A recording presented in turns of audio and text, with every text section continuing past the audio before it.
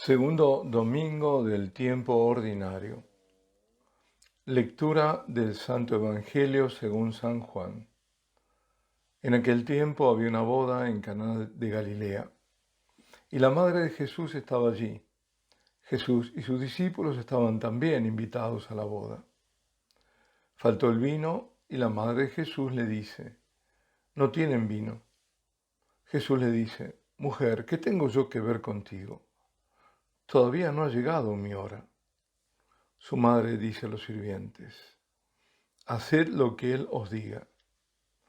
Había allí colocadas 6 tinajas de piedra para las purificaciones de los judíos, de unos 100 litros cada una. Jesús les dice: «Llenad las tinajas de agua». Y las llenaron hasta arriba. Entonces les dice: «Sacad ahora y llevadlas al mayordomo». Ellos se lo llevaron. El mayordomo probó el agua convertida en vino sin saber de dónde venía. Los sirvientes sí lo sabían, pues habían sacado el agua. Y entonces llama al esposo y le dice: «Todo el mundo pone primero el vino bueno y cuando ya están bebidos, el peor. Tú en cambio has guardado el vino bueno hasta ahora». Este fue el primero de los signos que Jesús realizó en Caná de Galilea. Así manifestó su gloria y sus discípulos creyeron en él. Palabra del Señor. Bueno, estoy volviendo de a poco. Mañana no creo que pueda de nuevo, pero bueno, agradezco ante todo todas las oraciones y las, digamos, manifestaciones de afecto, de amistad. Muchísimo lo agradezco realmente. Bueno, vamos a la palabra del Señor, que es la que nos alimenta y nos sana. Se van sucediendo una serie de acontecimientos según lo relata San Juan. Primero, el Bautista, viendo a Jesús, lo indica como el Cordero de Dios que quita el pecado del mundo. Al siguiente día, vuelve a señalar a Jesús que pasa como el Cordero de Dios. Y habíamos visto que en arameo podría haber sido también, puesto que la palabra es la misma, el siervo de Dios, aludiendo a la profecía de Isaías, el que toma el pecado de todo el pueblo sobre él. Esta segunda vez, Andrés y Juan lo siguen a Jesús y a partir de aquel momento dejan al Bautista y pasan a ser discípulos de Jesús. Andrés llama a su hermano Simón, a quien Jesús le pone como nombre Pedro, y todo esto sucede en Betania, en el otro lado del Jordán. Jesús decide regresar a Galilea y allí van los discípulos nuevos con él. Y hay luego otros llamados. Bueno, Jesús llama a Felipe y Felipe a Natanael. Pues ahora están todos en Caná de Galilea. La Santísima Virgen es uno de los invitados a esa fiesta, una fiesta de bodas. Y se deduce, estando sola, es porque porque José ha muerto y ella es viuda. Y también asisten como invitados el rabí Jesús, Yeshua, Jesús, con sus nuevos discípulos. María todo lo observa. Lo observa no como suelen hacer las mujeres, se me va a tirar encima, pero no solo ellas.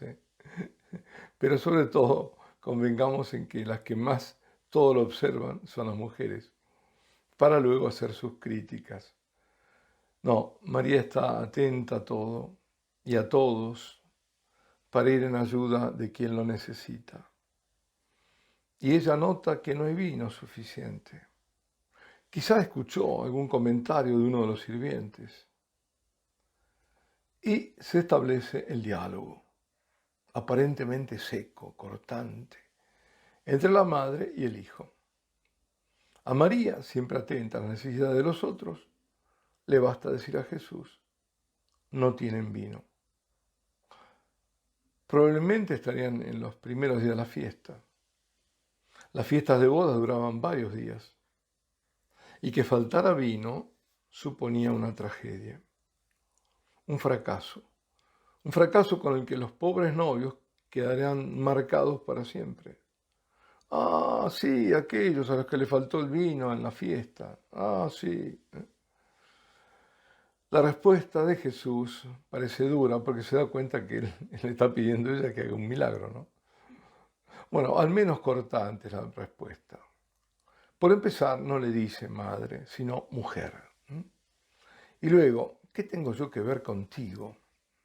Bueno, ese es un semitismo, un modo semítico de expresión. Mujer, ¿qué tengo yo que ver contigo? ¿Qué podría traducirse como no me metas en esto? Y agrega algo muy sugestivo, todavía no ha llegado mi hora. Es decir, no me metas porque todavía no estoy para esto. Para entender mejor lo que el Señor está diciendo, tenemos que ubicarnos en el contexto de este Evangelio. En San Juan, cada vez que habla de hora, se refiere a la hora de la cruz. La hora es la del Gólgota, es la hora del sacrificio redentor. Por otra parte, el evangelista, sin duda, escoge dos momentos importantes de la vida de Jesús, entre muchísimos, ¿no? Solo dos en los que cita a la Madre del Señor.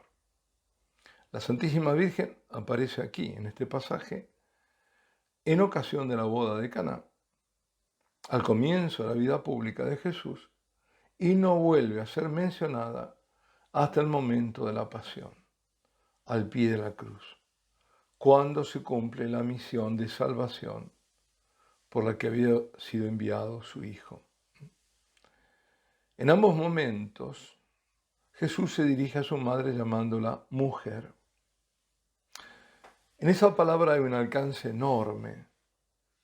Sí, porque se revela quién es María, la mujer del protoevangelio, cuando Yahvé le dice a la serpiente, pongo hostilidad entre ti y la mujer, entre tu descendencia y su descendencia.